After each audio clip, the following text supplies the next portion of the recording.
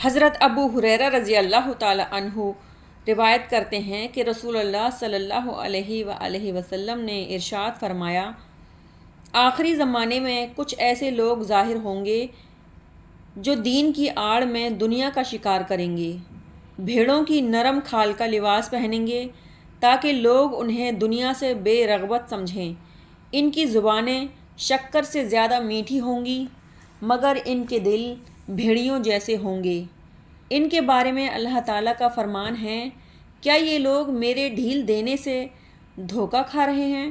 یا مجھ سے نڈر ہو کر میرے مقابلے میں دلیر بن رہے ہیں؟ مجھے اپنی قسم ہے کہ میں ان ہی میں سے ایسا فتنہ کھڑا کروں گا جو ان کے عقل مند کو بھی حیران اور پریشان بنا کر چھوڑ دے گا، یعنی ان ہی لوگوں میں سے ایسے لوگوں کو مقرر کر دوں گا جو ان کو طرح طرح کے نقصان میں مبتلا کریں گے۔